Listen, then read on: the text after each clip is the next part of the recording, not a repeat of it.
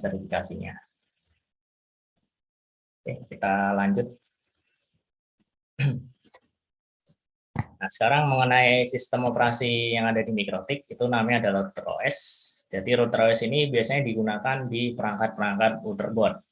Jadi kalau kita beli perangkat motherboard, itu di dalamnya sudah ada sistem operasi router OS yang terinstall. Jadi kita tinggal pakai di situ. Nah, selain itu, si router OS ini dia juga bisa kita install di PC ataupun di VM. Nah, jadi kalau kita mau install di PC, kita harus download dulu sistem operasinya. Cara downloadnya gimana, Mas? Cara downloadnya nanti bisa melalui webnya mikrotik.com, kemudian di bagian software. Oke, kemudian di sini kita pilih, kita mau pakai yang versi yang terbaru, versi 7, atau kita mau pakai versi yang sebelumnya, versi 6. Nah, ini ada dua opsi. Kalau kita masih pakai versi yang sebelumnya, kita bisa scroll ke bawah, versi 6. Di sini nanti ada arsitektur x86. Nah, ini untuk sistem operasi router OS yang bisa diinstal di PC. Nah, di sini nanti ada yang namanya CD image ya. Oke, nanti silakan bisa disesuaikan mau pakai versi 6486, mau pakai versi yang 6495, nah itu silakan. Yang penting jangan menggunakan versi yang ada di sebelah kanan ini. Nah, ini kan ada versi apa? Versi beta ya. Kalau kita scroll ke atas, kita urutkan, nah ini versi testing. Ini jangan pernah diinstal. Nah, kalau untuk kebutuhan lab saja ya nggak masalah. Tapi kalau untuk real production, nah itu disarankan jangan diinstal. Kenapa? Ya, karena nanti versi beta ini atau versi testing ini masih memungkinkan terjadinya bug. Nah, ini. Oke. Jadi nanti installnya yang versi long term ataupun yang stable. Nah, nanti kita akan coba bahas bedanya long term sama yang stable ini apa. Oke, atau kalau kita mau install di sebuah VM. Nah, kalau di sebuah VM kita bisa pakai CHR ya. Nah, atau kalau kita langganan VPS kan biasanya dapat CHR juga di sini. Nah, tinggal kita pilih mau kita taruh di mana ini. Misalnya kalau di VMware ya nanti pakai yang VMDK. Kalau VirtualBox ya berarti pakai VDI. Nah, nanti bisa disesuaikan. Nah, ini. Atau versi yang lainnya juga sudah tersedia di sini. Oke, ini yang CHR ya. Oke, cuman kendalanya kalau kita install di CHR ya, biasanya kalau kita pakai itu speednya nggak bisa di atasnya 1 mega ya, karena belum ada lisensinya di situ. Jadi kita perlu nambahin lisensi.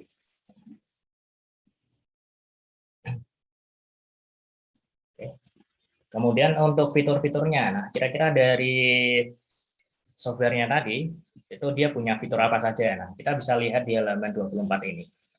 Jadi nanti fitur yang pertama, kalau misalnya di hardware-nya itu ada interface wireless-nya, maka secara otomatis dia akan support modul wireless tersebut. Nah, sesuai dengan frekuensi yang digunakan di hardware. Kalau di hardware-nya dia hanya mendukung 2,4, ya berarti untuk opsi band yang bisa kita pakai itu di sini hanya ada B, G, dan N. Nah, ini. Tapi kalau dia mendukung dua-duanya, ya berarti nanti ada A, B, G, dan AC.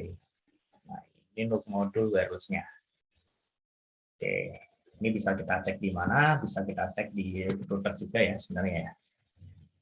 Nah, ini kita sambil akses router.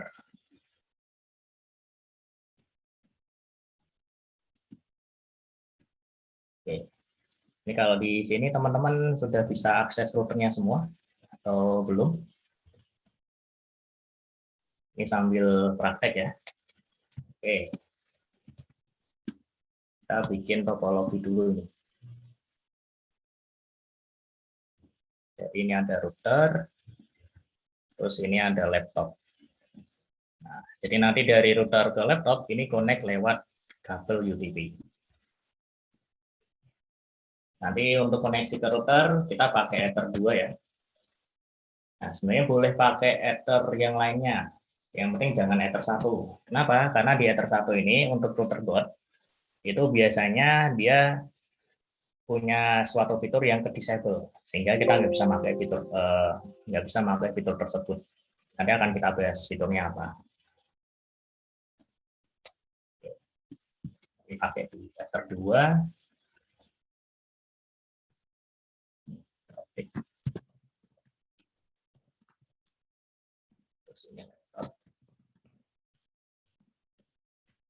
Kalau teman-teman nanti routernya baru dapat, itu kan sudah ada apa namanya settingan pabrik ya. Jadi nanti tinggal colok ke Ether 2 di laptop udah dapat IP dia. Dapat IP dari CT client ya. IP-nya nanti 88 sekian. 24. Tapi kalau routernya baru di reset, ya berarti nanti di laptopnya nggak dapat IP. Nah, tapi nanti tenang aja, kita tetap bisa mengakses Mikrotik melalui MAC address. Nah, ini. Jadi cara mengaksesnya yang perlu kita perhatikan atau yang perlu kita butuhkan di laptop ya, kita perlu download yang namanya aplikasi Winbox. Nah, jadi Winbox ini salah satu tools yang digunakan untuk mengakses si router. Jadi nanti downloadnya ada di mikrotik.com di bagian download. Nah, nanti di sini ada Winbox. Nanti silakan bisa disesuaikan dengan sistem operasi atau arsitektur di laptopnya ya. Kalau di laptopnya itu dia pakai 32 bit ya, berarti pakai yang Winbox 32 bit ini. Kalau yang 64 ya berarti yang 64. Ini linknya sambil saya share ke chat.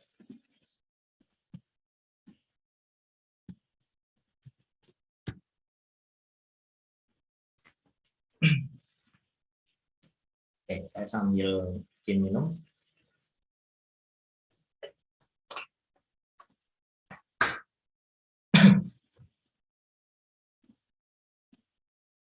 Oke, kalau sudah nanti bisa kita buka ya.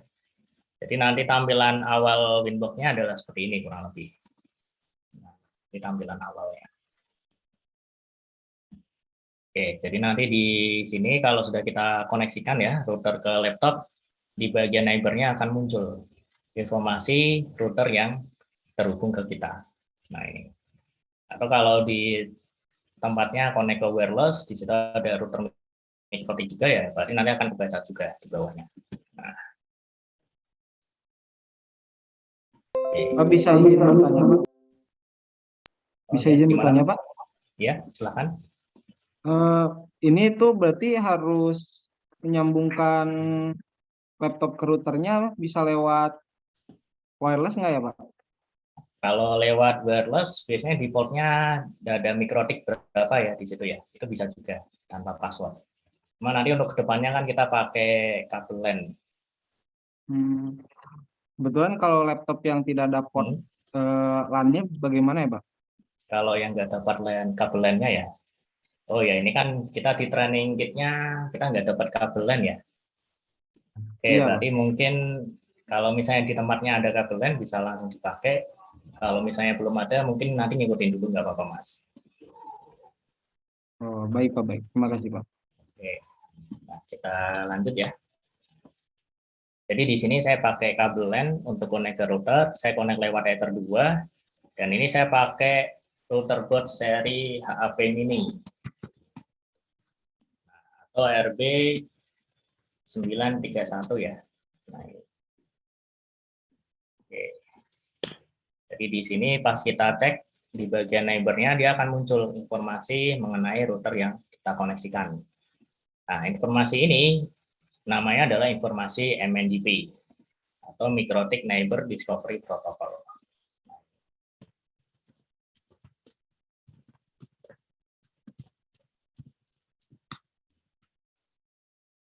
Discovery Protocol. Oke, ini namanya informasi MNDP. Jadi fungsi dari MNDP ini apa? Yang pertama, ini dia akan memudahkan konfigurasi. Jadi dengan ada MNDP ini, kalau kita mau connect ke router, tinggal kita klik MAC address-nya. Nah, atau mau kita klik IP address-nya bisa juga ya, selama IP-nya sudah dikonfigurasikan. Nah, nanti konektornya akan otomatis berubah dia. Terus yang kedua, MNDP ini akan mendistribusikan informasi dasar. Mendistribusikan Nah, informasi dasar di sini, contohnya apa? Contohnya nanti ada yang namanya informasi MAC address perangkat. Jadi nanti kita bisa lihat ya, informasi MAC address perangkatnya berapa, terus ada informasi IP address perangkatnya berapa, terus informasi hostname, terus ada juga informasi mengenai versi router, terus tipe hardware, dan satu lagi apa ini di sini? Ada yang namanya uptime. Nah,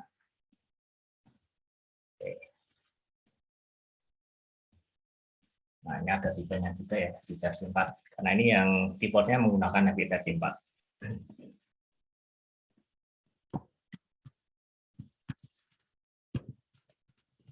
Nah, ini. Oke, jadi ini informasi dasar yang dibawa oleh MNDB.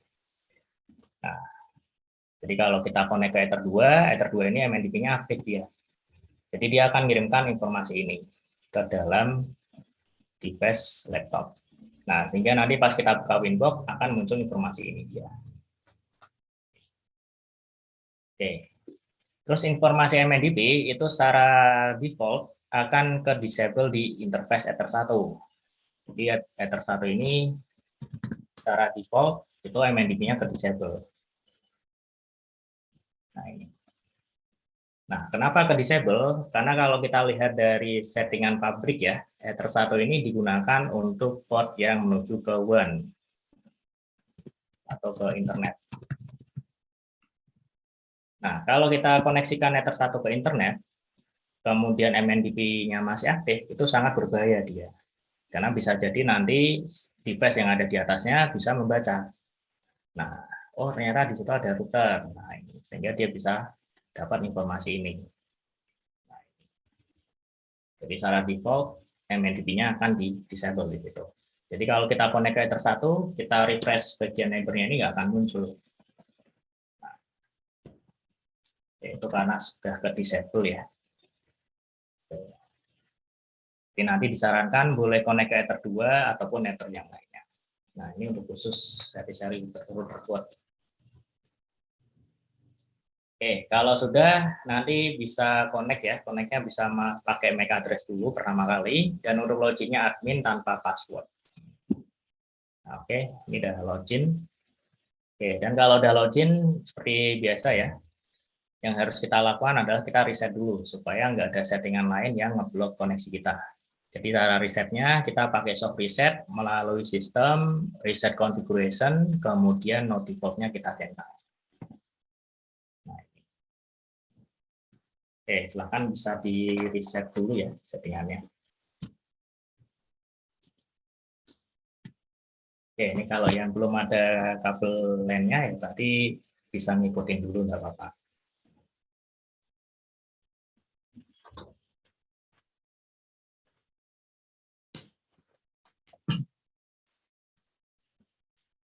Oke, sambil routernya teman-teman di reset, kita lanjut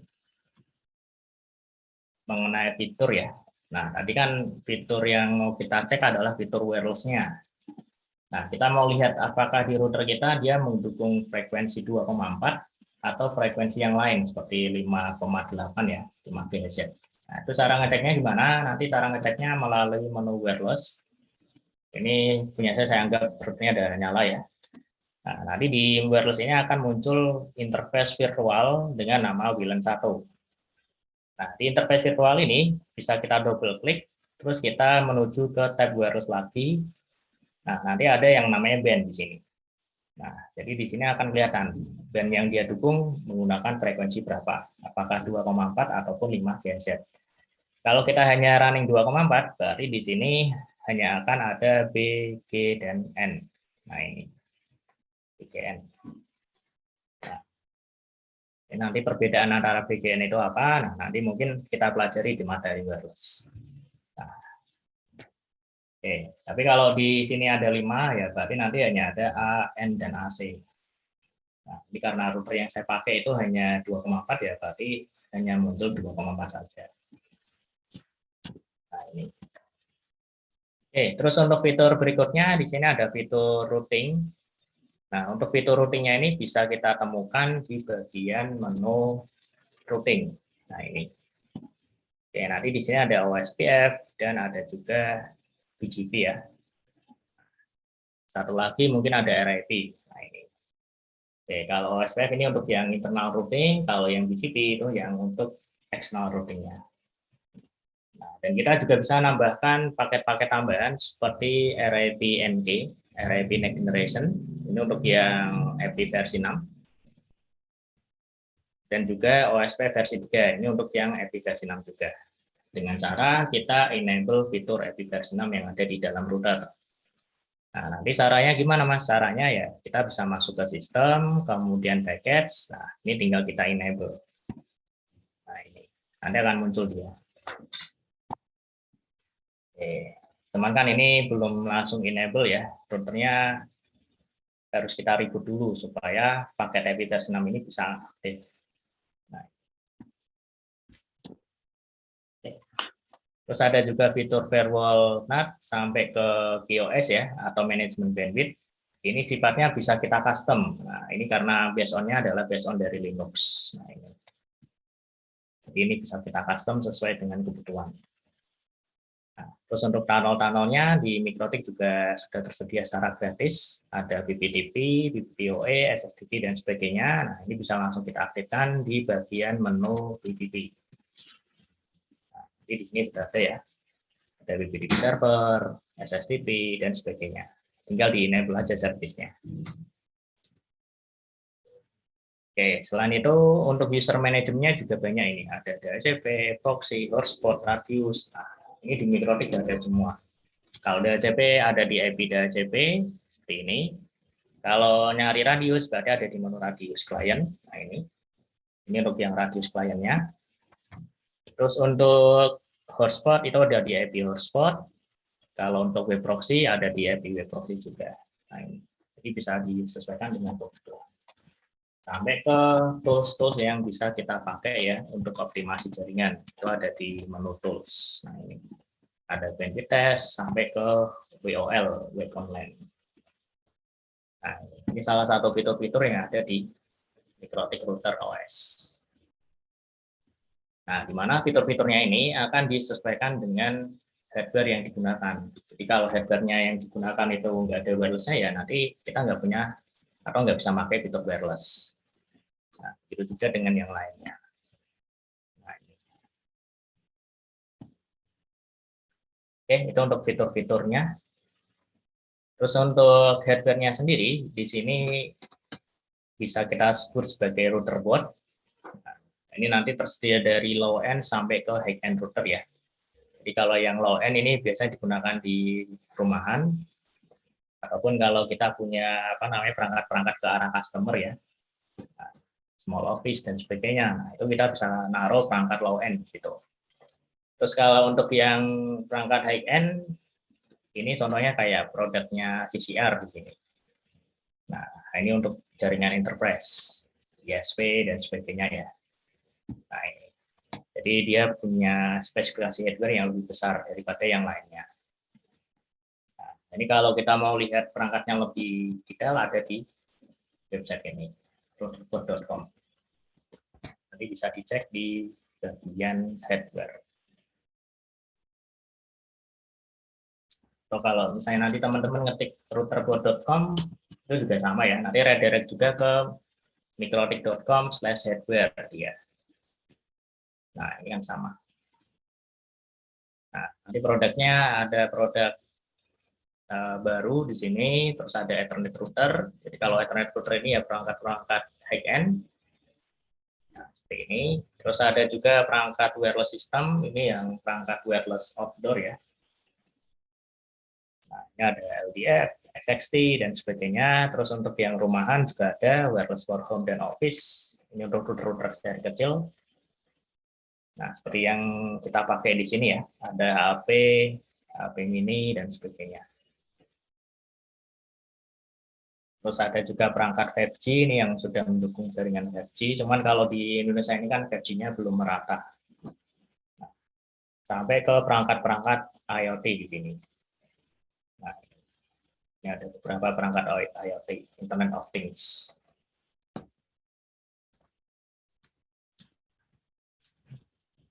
Oke, nanti bisa dicek sendiri-sendiri untuk perangkat hardware-nya. Dan tentunya ini sesuaikan dengan kebutuhan.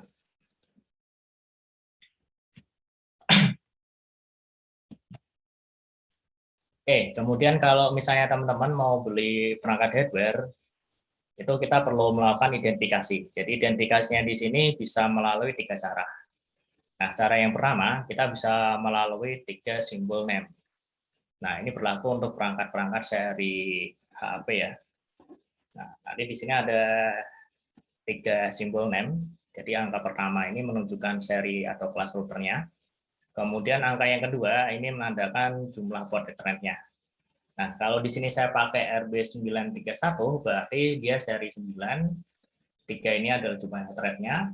Jadi Ethernet-nya kalau kita cek di konfigurasi ini ada 3 Ethernet. Nah, ini 1, 2, 3. Kemudian angka 1 yang terakhir ini bisa kita sebut sebagai jumlah slot wireless atau mini PC-nya. Nah, jadi kalau ada angka 1-nya di belakang, berarti dia mendukung modul wireless. Jadi wireless-nya bisa kita gunakan di sini. Nah, tapi kalau misalnya angka yang ketiga itu adalah angka 0, contohnya adalah RB450 ya. Nah, yang seri GX dan seterusnya. Nah, ini kan angka pertamanya dia seri, angka yang kedua adalah jumlah port Ethernet-nya, terus angka yang ketiga di sini adalah 0. Nah, berarti kalau 0 itu dia nggak ada wireless-nya. Nah, kurang lebih seperti itu dia. Oke. Terus cara yang kedua, kita bisa kenali dari namanya atau dari word-nya. Nah, jadi nanti di sini ada produk seri Omnitic, Groove, XST, sampai ke HX. Nah, ini juga bisa kita sebut sebagai serinya juga ya. Dan yang terakhir nanti berdasarkan exceptional naming. Jadi kalau exceptional naming itu berdasarkan tahun pengembangan. Nah, misalnya nanti ada RB600, RB800, RB1200, ini pengembangan dari 1100, nah, dan sebagainya. Nah, ini 3 cara untuk melakukan identifikasi perangkat. Nah, selain itu kita juga bisa menemukan kode-kode yang lain seperti yang ada di belakang perangkat router ya. Nah, nanti contohnya di belakang sini, ini kelihatan ya. Nah, nanti ada informasinya. Contohnya punya saya di sini adalah RB931 2ND. Nah, kalau dari konfigurasi, nah ini dari tipe boardnya ya, ini kelihatan. Jadi 2ND-nya ini adalah 2 itu mendukung frekuensi 2 GHz sesuai yang ada di sini. Nah, ini 2,4. Terus ND-nya ini adalah dia support dual channel. Jadi artinya dia punya 2 antena MIMO. Nah, multi in, multi out. Nah, jadi memungkinkan dia mengirim data secara full duplex. Atau kalau yang pakai 941 ya, kalau nanti bisa dicek juga ada 2 ND juga. Terus kalau yang posisinya tower, berarti nanti ada tanda TC-nya di situ. Jadi TC ini semacam kode ya. Kalau dia casing-nya adalah tower vertical cache. Nah, ini. Oke, terus kalau misalnya ada yang mendukung USB ya berarti di tanda atau di kodenya itu ada tanda U. Nah, ini. Oke, nanti bisa dicek di routernya masing-masing. Nah, ini. Oke, nanti selengkapnya bisa cek juga di manual product naming. Nah, ini nanti di wiki Mikrotik ya.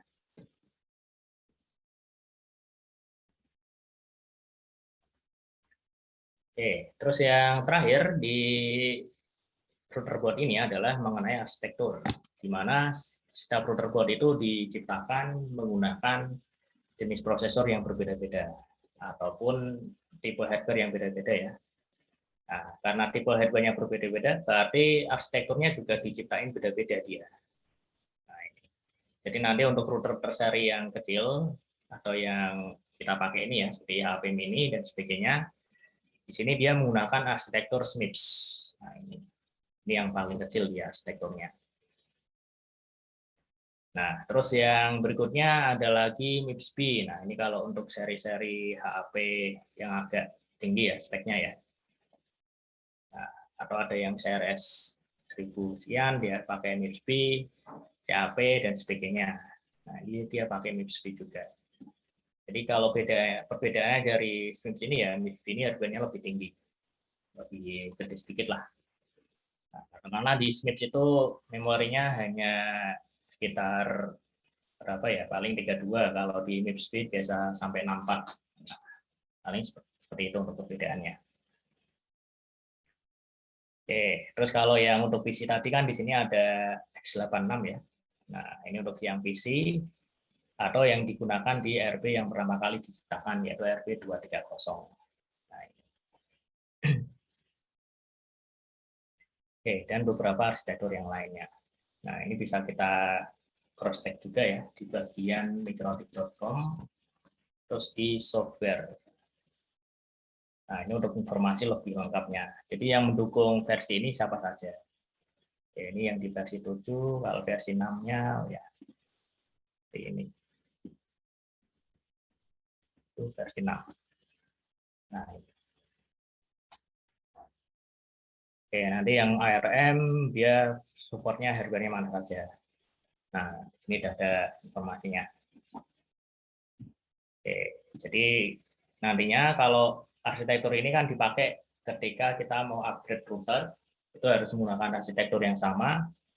Atau kalau yang kedua, kita mau install ulang. Jadi kalau mau install ulang router, itu arsitektur yang digunakan harus sama. Jangan sampai kita punya ARM, kita upgrade pakai ARM 64. Nah, itu nanti kita mau dia. Jadi harus menggunakan tipe yang sama. Nah, oke, ini cara lihat tipe arsitektur yang kita pakai ya.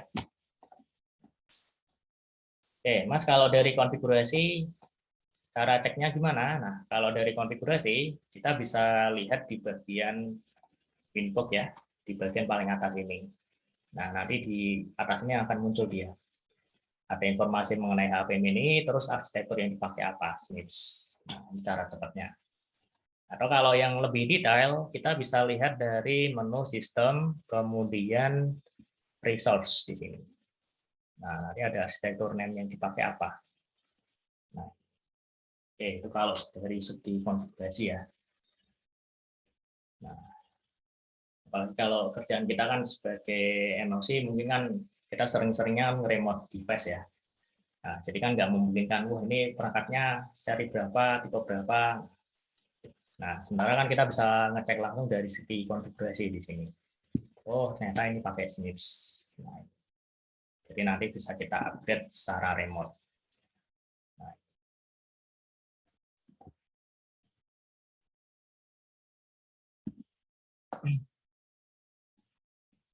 Oke, itu mengenai arsitekturnya.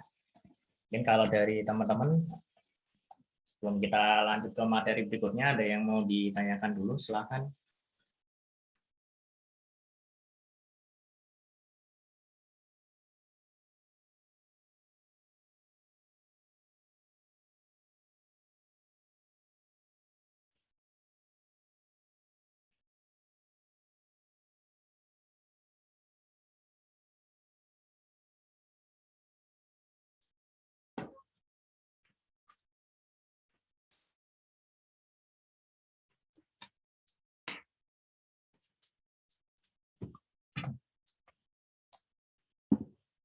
Oke, kalau misalnya belum, kita lanjut ya. Oh ya, sebentar, ini ada chat. Oh, lanjut ya. Oke.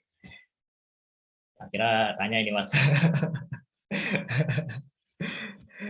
Oke, kita lanjut ya, teman-teman ya.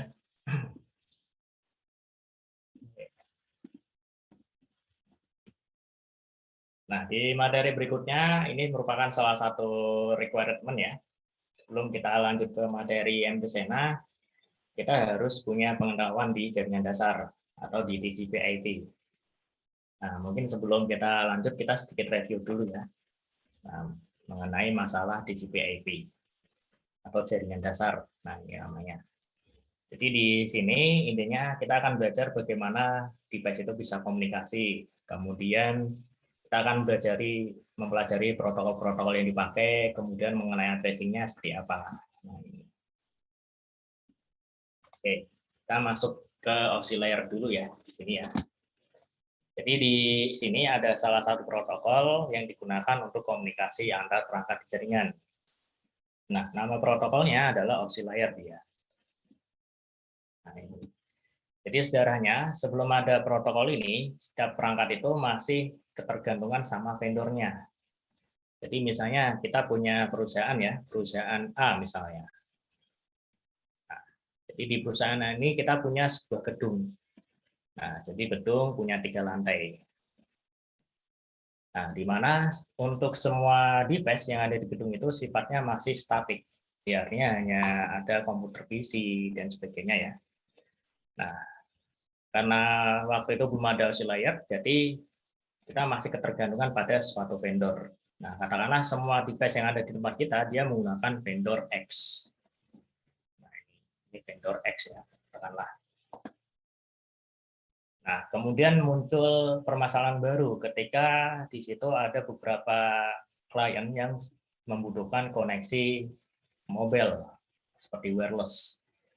Nah, karena di vendor X ini dia belum ada perangkat wireless-nya, maka yang harus kita lakukan adalah kita harus migrasi yang tadinya ke vendor X menuju ke vendor Z misalnya. Nah, misalnya di Z ini dia ada wireless-nya. Nah, ketika kita migrasi ke perangkat Z, berarti semua perangkat yang ada di sini harus dirubah menjadi perangkat Z semua dia. Jadi nggak boleh perangkat X, karena masih ketergantungan pada vendor. Nah, ditambah lagi X dan Z itu dia nggak bisa komunikasi. Nah, ini. Nah, oleh sebab itu, untuk mengatasi permasalahan antara vendor satu dengan vendor yang lainnya yang nggak bisa komunikasi, maka diciptakan yang namanya protokol OSI layer. Nah, ini diciptakan tahun 1977 dia. Nah, dengan adanya protokol ini, sekarang beda vendor, mereka bisa saling komunikasi. Seperti Mikrotik bisa connect dengan Cisco, dan Mikrotik bisa connect dengan Rakus dan sebagainya. Nah, itu karena ada yang namanya OSI layer. Nah, oke, dan OSI layer itu punya 7 tingkatan ya. Jadi bisa kita lihat di halaman berikutnya. Jadi tingkatan yang pertama itu ada layer physical. Ini hubungannya dengan hardware, Ethernet kabel dan sebagainya. Terus layer 2 ini adalah data link, ini MAC address sampai ke layer 7. Nah, application. Nah, ini. Oke, kalau kita sebagai network engineer, kita nanti nggak perlu ngafalin dari layer 1 sampai layer 7. Nah, kita cukup menghafalkan dari layer 1 sampai layer 3 saja. Nah, ini. Kenapa dari layer 1 sampai layer 3 saja? Karena dari 3 layer ini hubungannya dengan perangkat-perangkat yang ada di jaringan. Nah, contohnya nanti di sini ada perangkat hub. Nah, terus ada juga perangkat switch dan perangkat router. Karena ketiganya ini berada di layer yang berbeda-beda. Oke, nanti akan kita pelajari di sini. Oke, yang pertama kita coba mempelajari mengenai layer 1 ya. Layer 1. Oke, layer 1 ini perangkatnya namanya adalah hub. Oke, sebelum kita lanjut kita gambar dulu. Di sini ada perangkat hub. Oke, kalau di jaringan simbolnya dia punya panah-panah halus seperti ini ya. Terus di sini kita punya 4 PC yang akan kita hubungkan melalui hub. PC 1, PC 2, 3, dan 4. Nah, ini. Oke, ini mohon maaf gambarnya sedikit mencong-mencong ya, atau sedikit jelek ini. Nah, saya juga nggak pintar gambar sebenarnya. Oke. Nah, untuk yang PC yang pertama, supaya dia bisa komunikasi ke PC yang ketiga dan seterusnya, syaratnya harus ada yang namanya IP address. Jadi IP address-nya kita setting ya. Di sini kita setting satu jaringan. Satu-satu. Kemudian selain itu PC 1 dia juga punya MAC address. MAC address-nya adalah AAA misalnya. Terus nanti PC2 dia juga punya IP address 12, ini MAC address-nya adalah triple B. PC3 dia punya IP 13, MAC address-nya adalah triple C. PC4 dia punya IP 1.4, MAC address-nya adalah triple B. Nah, jadi ini kalau kita lihat semuanya berada di dalam satu jaringan yang sama. Karena secara fungsi hub ini digunakan untuk menghubungkan banyak komputer di jaringan yang sama ya. Oke, saya tulis dulu.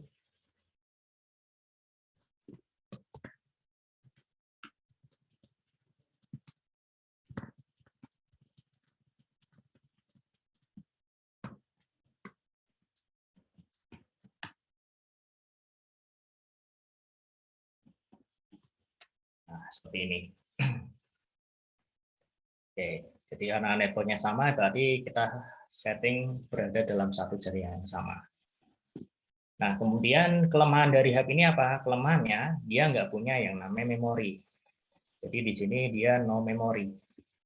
Nah, karena dia nggak punya memori, efeknya apa? Efeknya setiap pengiriman yang masuk ke dalam hub, itu akan di-broadcast ke semua port dia.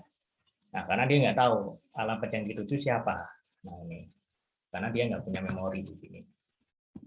Nah, jadi contohnya seperti ini. Misalnya dari PC1 dia mau mengirimkan mau mengirimkan paket ke PC4. Nah, ini. Nah, karena paketnya itu dikirimkan melalui hub dan hub itu dia nggak punya memori, maka yang dilakukan adalah dia nge-broadcast ke semua port. Jadi semua portnya akan di-broadcast. Nah, ini. Oke, apa yang terjadi kalau misalnya komputer yang bukan tujuannya menerima traffic broadcast, maka dia akan mengirimkan yang namanya balasan. Contohnya PC2, oh ini bukan punya saya ini mas. Nah, harusnya kan balasannya dikirimkan ke PC yang pertama, karena dia mengirimkan paket. Nah, karena balasannya itu dikirimkan melalui hub, ya otomatis balasannya akan dikirimkan ke semua port dia. Nah, ini jadi broadcast lagi dia. Nah, nanti begitu juga dengan PC3. PC3 karena oh ini bukan punya saya mas. Nah, jadi dia ngirimkan melalui hub ya, hub akan nge-broadcast lagi ke semua port. Nah, ini. Jadi di sini kesimpulannya karena dia nggak punya memori, maka setiap paket yang dikirimkan adalah secara broadcast.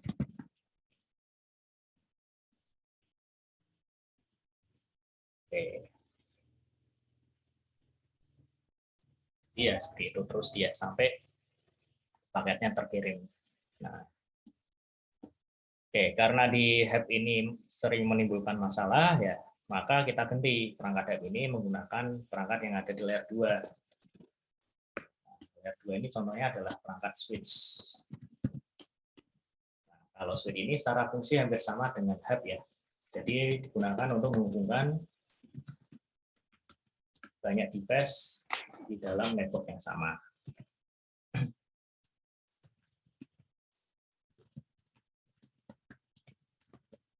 Nah, oke, kita coba gambar lagi ya. Sebuah perangkat. Terus kalau sekarang switch berarti anak panahnya ada 2 ini. Nah, terus ada 4 PC lagi ya. PC 1, PC 2, PC 3, dan PC 4. Oke, kita kasih label dulu 1, 2, 3, 4. PC 1 itu connect ke port 1, PC 2 itu connect ke port 2 yang ada di switch, PC 3 itu connect ke port 3, PC 4 berarti connect ke port 4. Nah, karena semuanya berada di satu jaringan yang sama, ya berarti konfigurasi address-nya juga sama dia. Nah, kita samain dengan yang sebelumnya ya. Oke, PC 1 berarti 192.168.1.1 triple A. Kalau PC 2 berarti di sini 1.2, ini triple B.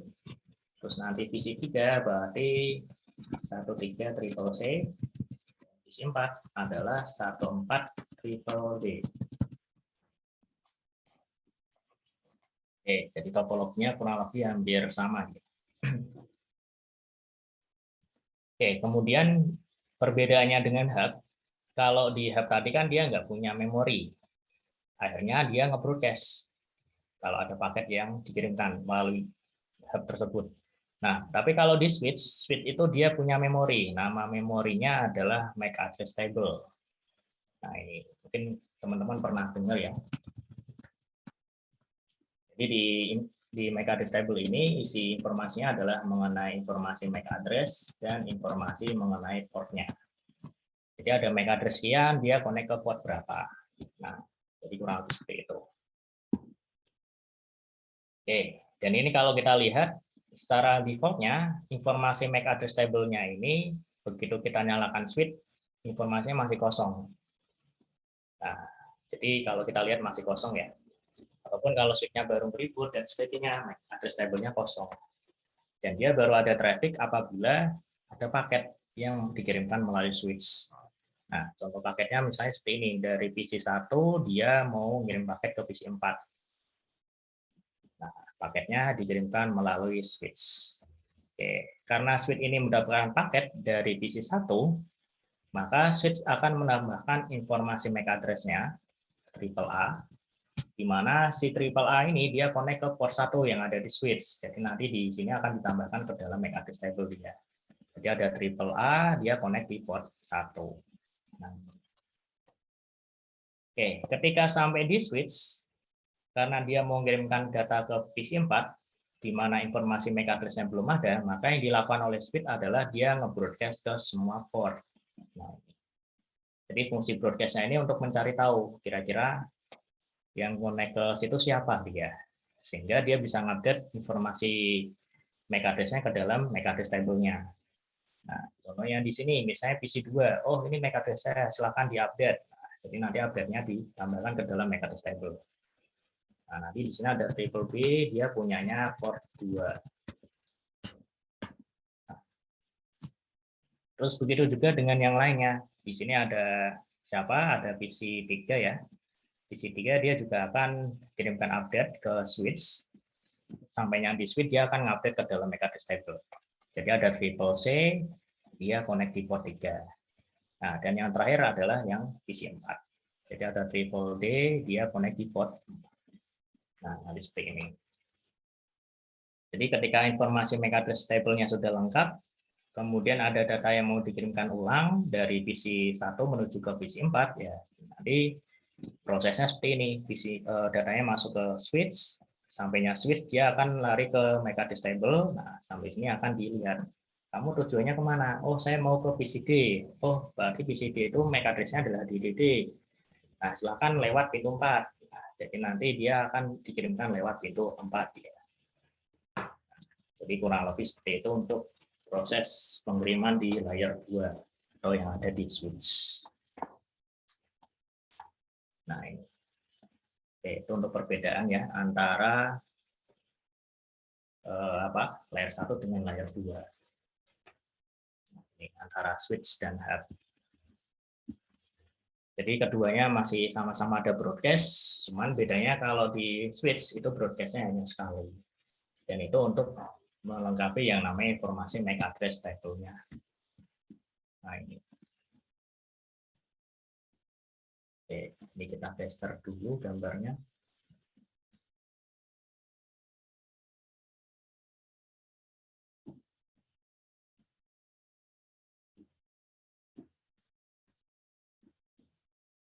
Oke, sampai sini mungkin dari teman-teman kalau ada yang mau ditanyain silahkan. Sebelum kita lanjut lagi.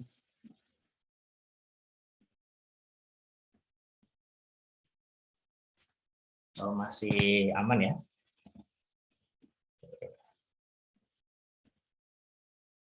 Oke, siap.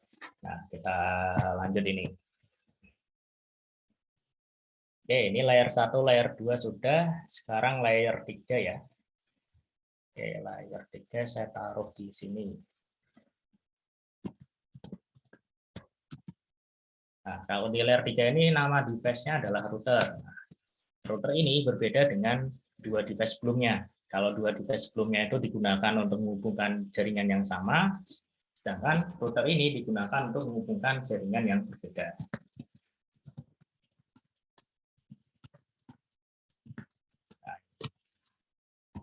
Oke, dan di sini kalau kita perlu device layer 3, Ya, berarti kita perlu router ini.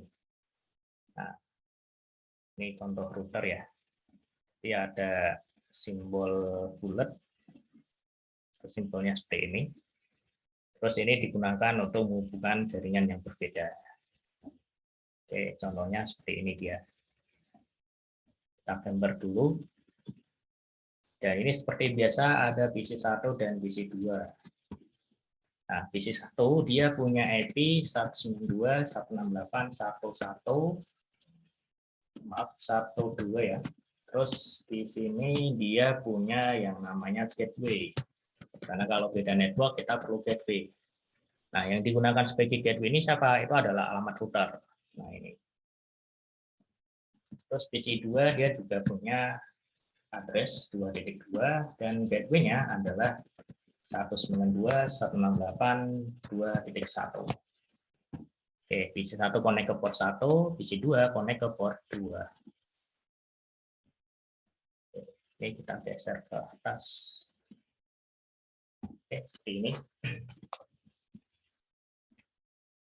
Nah, terus kalau kita lihat di router itu dia punya memori juga. Nama memorinya adalah routing table ya. Nanti di sini ada routing table. Isi dari routing table ini apa? Isi informasinya itu kurang lebih hampir sama dengan MAC address table. Cuman bedanya kalau MAC address table tadi kan ada MAC address-nya. Nah, sedangkan kalau routing table itu informasinya adalah mengenai apa namanya DST address dan gateway. Jadi tujuan networknya kemana dan gateway-nya lewat mana dia. Nah ini. Oke, kalau di Mikrotik bisa kita cek langsung ya melalui menu IP routes. Nanti bisa kita cek di sini. Dan ini kalau kita lihat isi informasinya kosong. Nah kalau kosong, begitu ada paket yang mau dikirimkan melalui router ya paketnya nggak bisa dikirim dia, karena nggak ada informasi manapun. Nah, dan ini secara otomatis akan terisi apabila kita nambahkan IP address ke dalam interface yang aktif. Contohnya di sini saya punya interface Ether 1 ya. Oh, ini kebetulan saya connect ke Ether 1. Kemudian saya nambahkan IP-nya 192.168.1.1/24. Nah, ini kalau di Mikrotik kita harus nambahkan subnet mask-nya menggunakan prefix dia. Oke, untuk interface-nya kita taruh di Ether 1. Oke, seperti ini. Nah, ini apabila kita nambahkan IP address di interface yang aktif, maka secara otomatis dia akan masuk ke dalam routing table dengan format DAC. Nah, ini. Oke. Jadi dia akan muncul ketika ada konfigurasi IP address yang kita konfigurasikan. Nah, ini. Jadi informasinya adalah informasi network di destination address-nya dan interface-nya digunakan sebagai gateway. Jadi artinya kalau ada paket yang dikirimkan ke alamat 192.168.1. Maka paketnya akan dilewatkan melalui Ether 1. Nah, ini. Oke, sama halnya dengan di sini ya. Jadi karena kita perlu gateway dan gateway ini dikonfigurasikan di router, kita taruh gateway-nya di Ether 1 misalnya. Jadi di sini ada 192.168.1.1/24. Maka secara otomatis dia akan ditambahkan ke dalam routing table dengan format DAC. Kemudian destination address-nya adalah alamat IP network-nya. Kemudian untuk informasi gateway itu adalah interface-nya. Dia di-connect di port Ether 1. Nah, ini. Oke. Terus kita juga perlu gateway juga untuk menuju ke PC2 ya. Jadi PC2 itu sudah pakai gateway 2.1, jadi ini kita konfigurasikan di Ether 2. Jadi di sini IP-nya 192.168.2.1/24. Maka secara otomatis di dalam routing table akan muncul parameter baru dia. DAC dengan destination address-nya adalah 2.0/24. Kemudian untuk interface-nya adalah Ether 2. Nah, seperti ini. Oke. Jadi Jadi routing table ini bisa kita sebut terbentuk secara otomatis ya. Setiap kita menambahkan IP address ke dalam router itu akan terbentuk dia. Walaupun nanti ada beberapa parameter-parameter lain yang membentuk secara manual, seperti konfigurasi static routing, konfigurasi dynamic routing, dan sebagainya. Nah, kita di sini masih yang DAC dulu atau connected route. Nah, sekarang kalau ada paket yang mau dikirimkan dari PC 1 menuju ke PC 2, maka paketnya akan dilarikan ke alamat gateway karena dia beda jaringan. Nah, gateway-nya siapa? Di sini gateway-nya adalah 1.1. Jadi paketnya akan dilarikan ke router. Nah, sampainya ke router, maka router akan melarikan ke routing table di sini. Jadi sampainya di routing table dia akan dibaca. Kira-kira tujuannya adalah 2.2 ya. 2.2 ini ada di mana? Apakah ada di network yang pertama atau ada di network yang kedua? Nanti dia akan melakukan pemilihan dia. Kira-kira network yang match mana? Oh, ternyata 2.2 itu ada di network 2.0. Nah, jadi nanti silakan bisa menuju ke Ether 2. Jadi kalau dia sudah punya informasi, maka informasi tersebut akan dikirimkan melalui pintu keluarnya atau melalui gateway-nya, yaitu gateway-nya adalah Ether 2. Nah, sehingga paketnya bisa dikirimkan secara langsung ke tujuan. Dan di sini tanpa yang namanya broadcast. Nah, ini beda dengan yang tadi ya. Kalau di switch ataupun di hub kan ada broadcast-nya, tapi kalau di router dia nggak ada broadcast-nya. Nah, ini untuk flow informasinya dia. Oke, ini untuk yang layer 3 ya.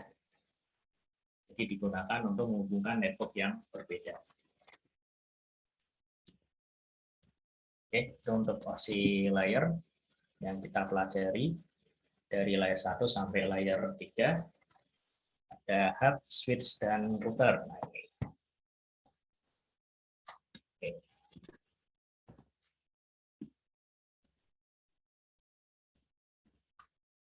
Oke, saya izin minum dulu. Mungkin dari teman-teman ada yang mau ditanyain, silakan.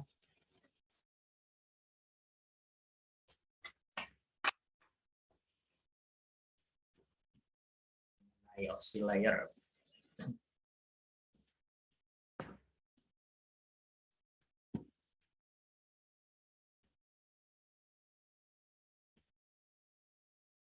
Ya, boleh, silakan Mas.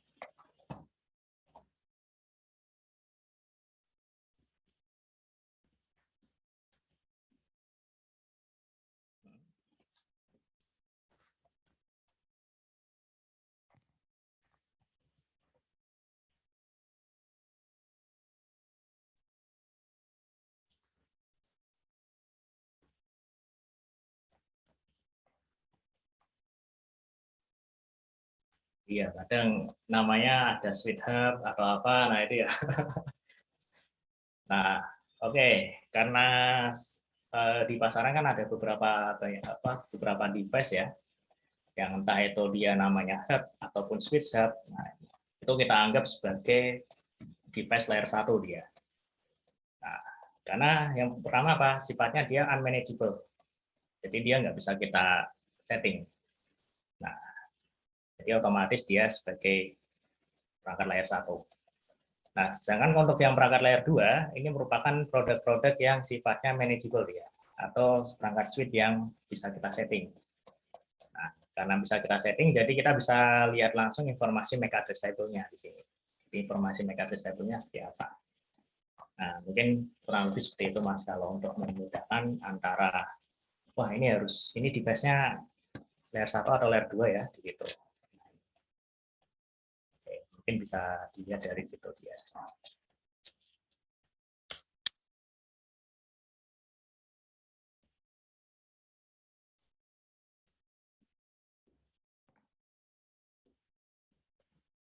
Betul ya. Seperti itu. Ya, sama-sama Mas.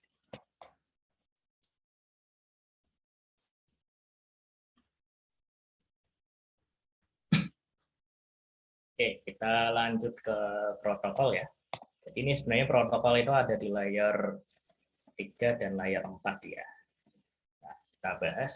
Jadi karena di protokol ini kan dia hubungannya dengan pengiriman data. Apakah data itu dikirimkan secara TCP atau secara UDP.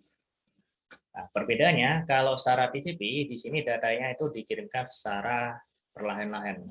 Ya artinya ya datanya itu dia punya informasi mengenai tujuannya kemana, kemudian ketika paketnya sampai di sini ada informasinya, ada reportnya.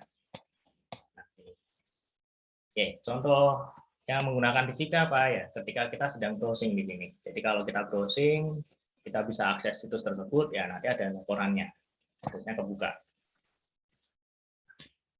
Terus yang kedua, ketika kita sedang akses router, nah, entah itu kita aksesnya lewat inbox ataupun lewat yang lainnya, ini disebut sebagai akses melalui TCP. Nah, karena di sini ada reportnya.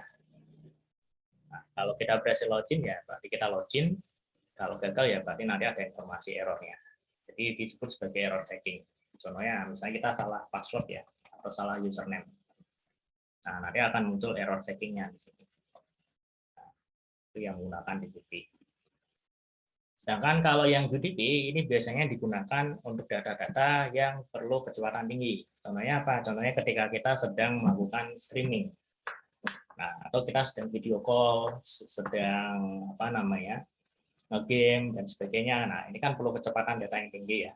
Jadi semua paket yang dikirimkan itu ya secara broadcast ya. Nah, ini untuk yang UDP. Oke. Jadi bisa kita bedakan di sini kalau yang TCP itu dia lebih terpercaya atau lebih reliable dia. Sedangkan kalau yang UDP dia lebih cepat. Nah, lebih pas. Nah, terus setiap service atau setiap protokol yang digunakan itu pasti punya yang namanya port. Karena port ini bisa kita sebut sebagai salah satu service ya yang ada di dalam jaringan.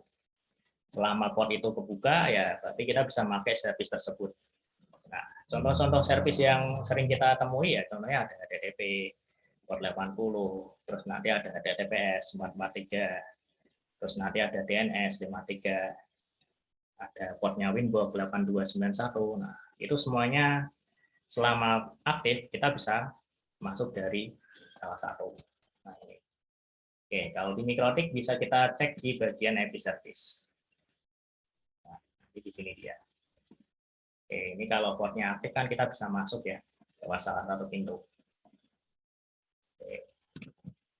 Terus di jaringan secara umum port itu punya jumlah maksimalnya adalah 65.535. Dan dia dibagi menjadi 3. Nah, ada yang well known port atau portnya yang sudah kita ketahui itu punya nilai range dari 0 sampai 1023. Contohnya siapa? Contohnya di sini ya port HTTP 80, HTTPS 443, DNS tadi. Terus ada juga SSH. Nah, itu semuanya menggunakan port well known ports. Nah, ini port yang sudah diketahui.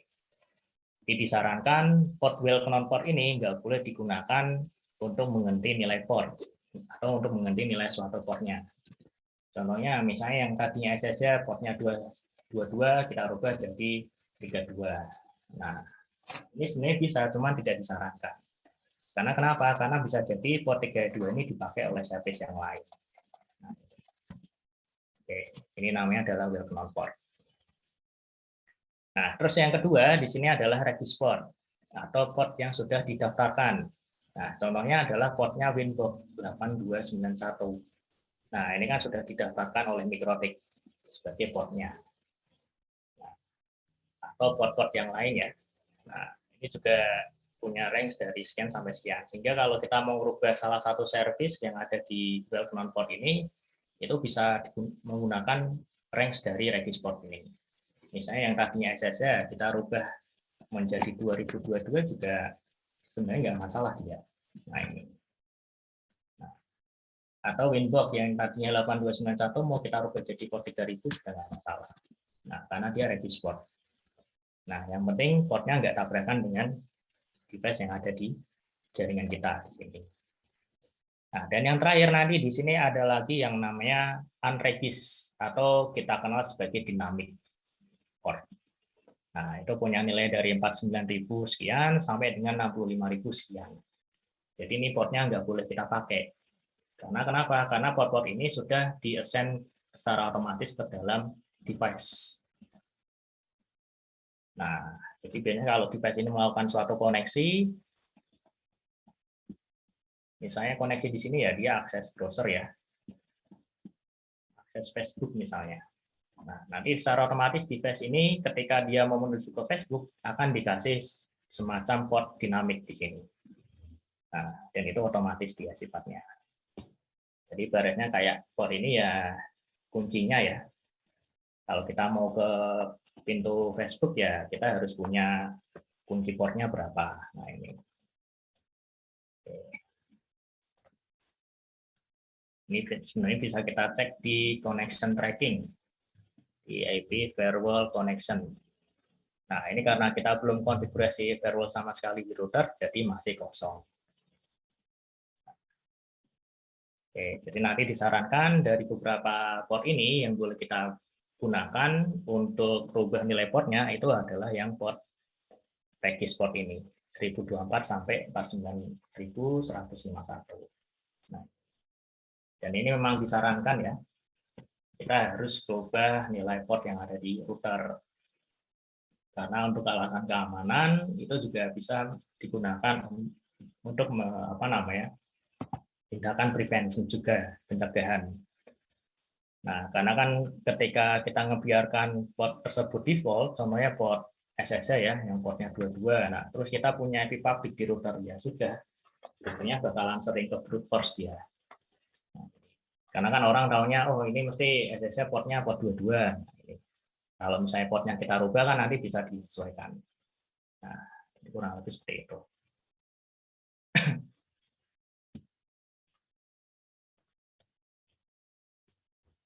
Oke, jadi nanti disarankan harus dirubah nilai portnya.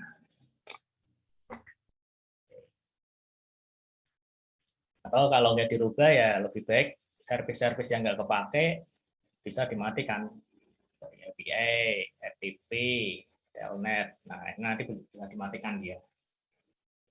Nah, karena ibaratnya ya port ini sebagai pintu tadi ya, selama pintunya kebuka kan kita bisa mengakses dari manapun. Jadi nanti harus dipilih mana yang boleh enable, mana yang tidak harus dinyalakan. Nah, ini untuk contoh yang lainnya di halaman berikutnya ya, di halaman 36 itu ada port FTP dan sebagainya. Nah, ini.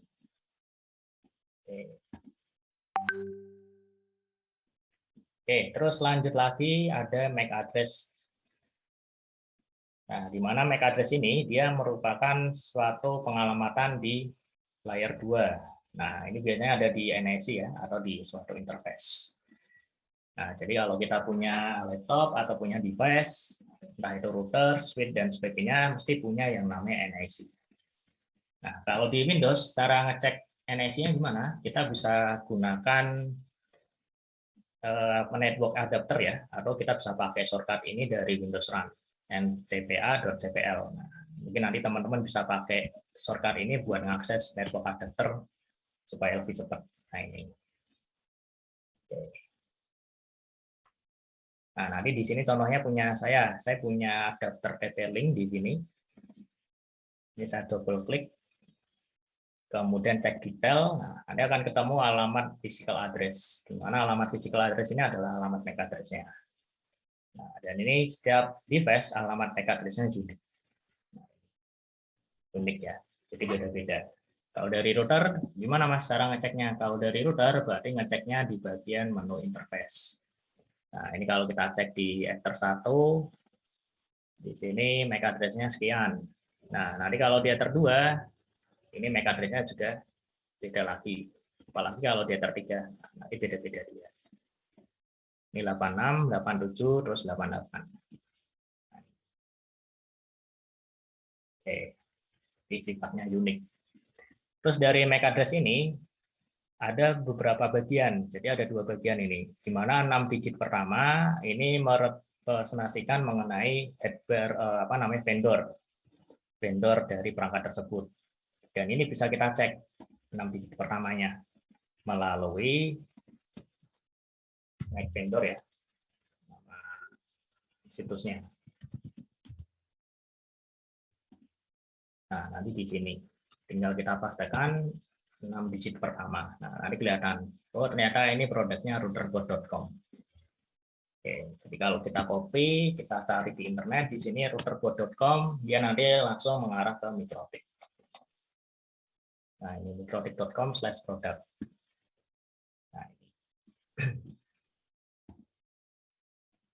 Oke, terus untuk 6 digit yang terakhir, ini bisa kita sebut sebagai customnya ya. Nah, jadi dari vendor itu kan dia punya nomor uniknya juga, customnya berapa. Nah, nanti dialokasikan di 6 digit terakhir begitu. Nah, oke, jadi dikenal sebagai UAA di sini. Unique Address Assigned by Vendor. Kalau yang 6 digit pertama berarti dia adalah OUI. Ini mengenai MAC address.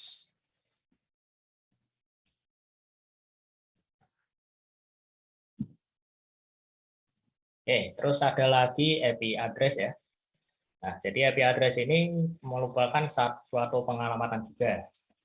Cuman bedanya dengan MAC address tadi, kalau MAC address tadi kan di hardware-nya.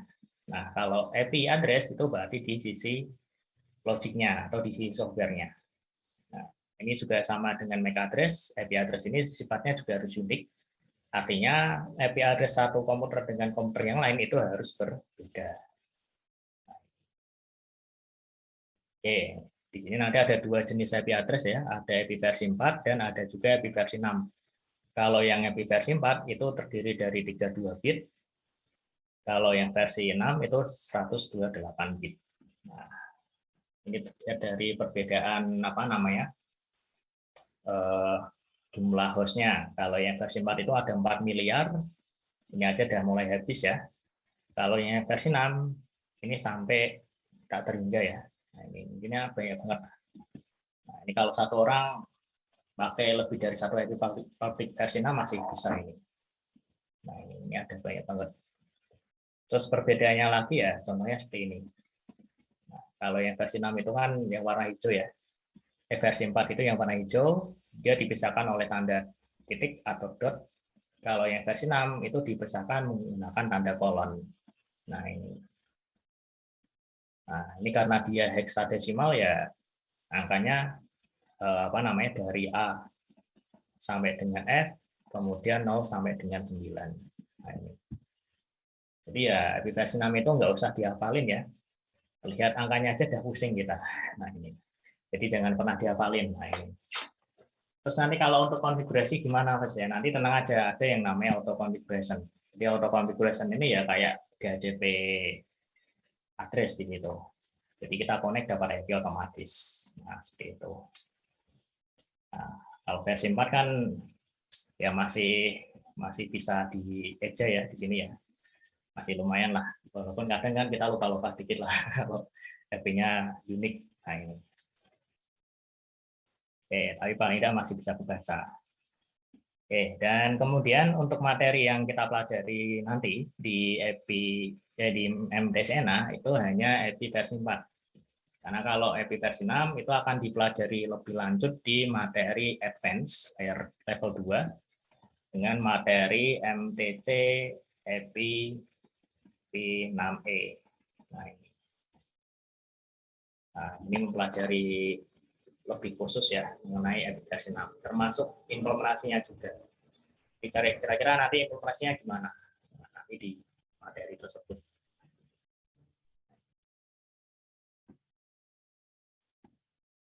Oke, karena kita fokus ke EPI versi 4 dan di EPI versi 4 itu dia jumlahnya adalah 4 miliar. Berarti di sini terbagi, oh ya maaf, karena dia nilainya 32 bit ya, ada 4 miliar. Berarti EPI versi 4 ini terbagi menjadi 4 oktet. Jadi setiap oktetnya ini nilainya adalah 8 bit. karena 32 itu bagi 4 adalah 8 bit ya. Nah, 8 bit. Dan nilai 1 bitnya itu kalau nilainya enggak 0 ya mesti nilainya adalah 1. Nah, oke, artinya kalau ada 8 bit berarti sama dengan nilainya bisa 0 semua, 1, 2, 3, 4, 5, 6, 7, 8, atau nilainya bisa 1 semua, 1, 2, 3, 4, 5, 6, 7, 8. Nah ini. Oke, ini kalau 8 bit. Nah, dan di EPI versi 4 ini jumlah EPI yang paling yang paling sedikit itu nilainya adalah 0. Nah, 0 ini apabila dalam 8 bitnya itu nilainya 0 semua. Nah, dan yang paling besar nilainya adalah 255. Nah, ini apabila dalam 8 bit ini nilainya 1 semua. Nah, ini ya. Oke, ini kalau mau kita buktikan ya, berarti kita bisa bikin tabel ini ya. Jadi kita mulai dari, ini karena 8 bit berarti ada 2 pangkat 7.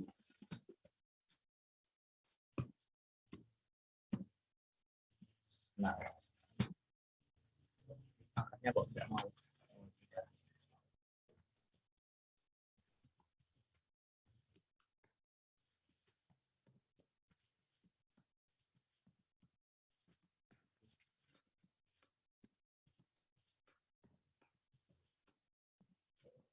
Bikin dulu. Ini buat pengetahuan aja ya. 1, 2, 3, 4, 5, 6, 7, 8 ya. Nah, karena kalau di sini 1 bit berarti kan sama dengan 2 pangkat 0. Nah, kalau ada 8 bit ya berarti 2 pangkat 7 ya.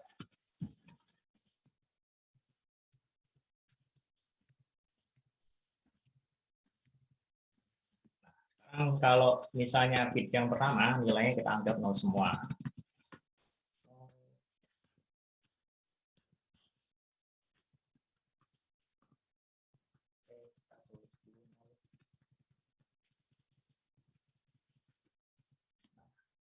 Oke, ini dalam 8 bit nilainya 0 semua ya. Sekarang kita coba hitung. Nah, cara hitungnya berarti nilai bitnya ini kita kalikan dengan 2 pangkat sekian di sini. Nah, jadi ini kalau 0 kita kalikan dengan 2 pangkat 7, hasilnya adalah 0 dia.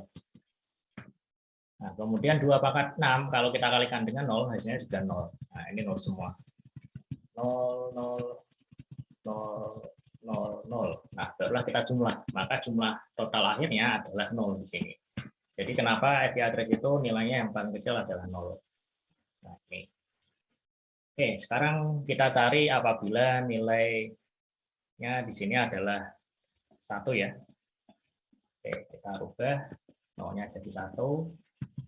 Maaf.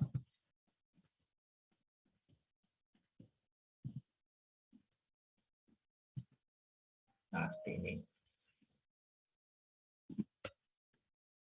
Oke, jadi kita cari 1 kali 2 pangkat 7, 2 pangkat 7 itu berarti kan 128. Nah, oke. Terus 2 pangkat 6 itu sama dengan 64. 64, 2 pangkat 5 itu 32, terus ini 16, 2 pangkat 3 itu 8, 2 pangkat 2, 4, 2 pangkat 1 itu berarti 2 ya, 2 pangkat 0 sama dengan 1. Nah, ini kan kalau kita kalikan dengan 1 kan nilainya 1 sesuai dengan pangkatnya ya. Terus kita jumlah sekarang. 128 tambah 64, berarti 192 ya. 92 tambah 32, 224. 224 tambah 16, 240, tambah 8, 248, tambah 4 berarti 252, tambah 2, 255, tambah 1, 25. Maaf.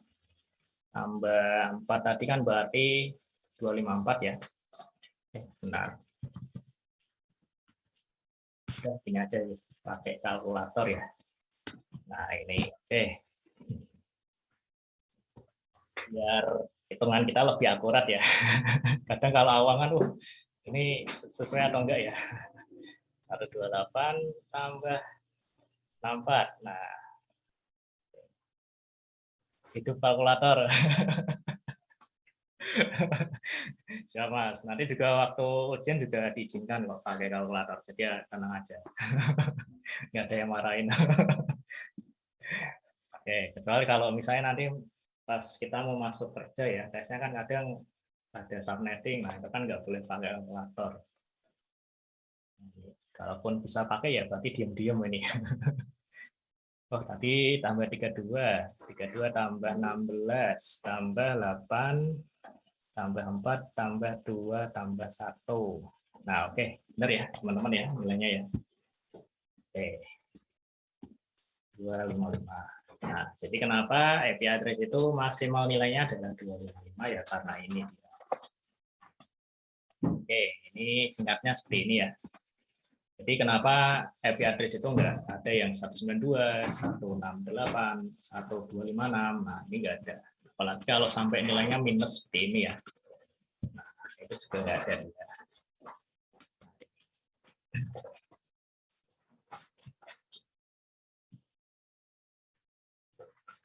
Oke. Sebentar. Saya izin dulu ke kamar mandi.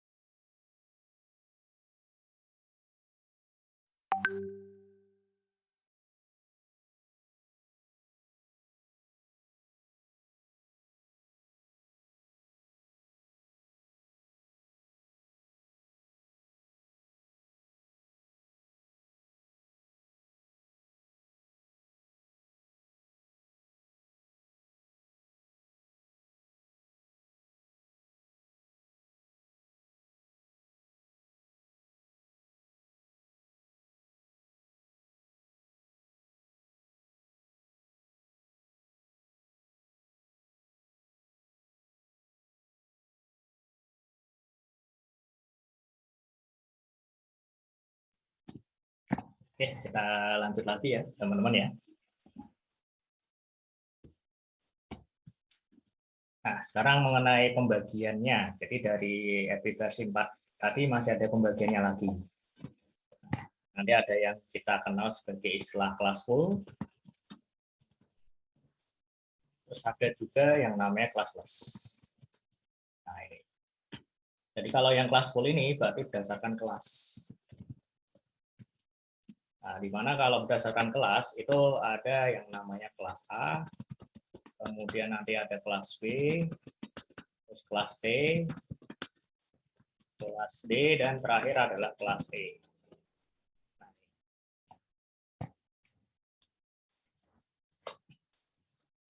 Nah, jadi kalau untuk yang kelas A, ini nanti dia punya nilai dari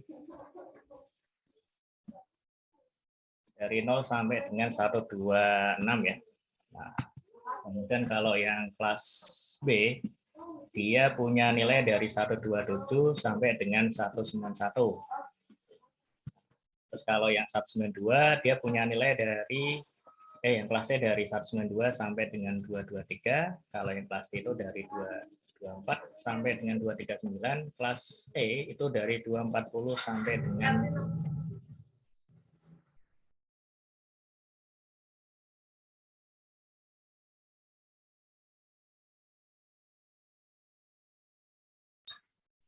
Oke, maaf. Kalau yang kelas E itu dari 240 sampai dengan 255. Nah, oke, ini untuk berdasarkan kelasnya ya. Jadi kalau kelas A, B, C ini bisa kita pakai, sedangkan kelas D dan E ini nggak bisa kita pakai. Karena kelas D ini buat multicast. Kalau yang kelas E itu nanti buat pengembangan. Dari kelas E ini maka lahirlah EPI versi 6 dia. Nah, ini yang secara kelas full-nya. Nah, sedangkan kalau yang classless ini berdasarkan nilai predik ya. Nah, karena kalau nilai predik ini berarti kan sesuai kebutuhan ya. Misalnya kalau kebutuhan di suatu tempat itu contohnya di kantor itu ada 30 visi, berarti kita bisa gunakan predik berapa gitu. Nah, ini di classless itu berdasarkan nilai predik. Nah, jadi nanti di sini juga tetap ada kelas A, kelas B, kelas C ya. Nah, semua nanti yang kelas A ini berarti dia punya nilai predik dari /8 sampai dengan /15. Nah, kalau yang kelas B dia dari /16 sampai dengan /23. Kalau yang kelas C berarti dari /24 ini yang sering kita temukan sampai dengan /32. Nah, ini untuk pembagian nilai prediknya. Jadi kalau semakin besar nilai prediknya, berarti artinya jumlah IP yang dipunya adalah semakin sedikit dia. Sedangkan semakin kecil nilai prediknya, berarti dia sebaliknya. Nah, oke, ini untuk classless-nya. Kalau yang sering kita temukan 11/24 ya. Kalau kita bandingkan dengan 192, 168, 1/20 misalnya. Nah, ini kan nanti jumlah IP-nya lebih besar yang /20. Nah, ini. Oke, ini cara nemuin jumlah IP-nya gimana, Mas? Ya, nanti kita pakai rumus di sini. Nah, ini nanti ada rumus ini. Oke, jadi kalau bagi teman-teman yang sebelumnya sudah belajar subnetting, mungkin punya rumus sendiri ya. Nah, cuman karena kalau di sini kan saya pakai rumus ini dia 2 pangkat 32 kurang dengan n. Jadi n-nya ini adalah nilai predik.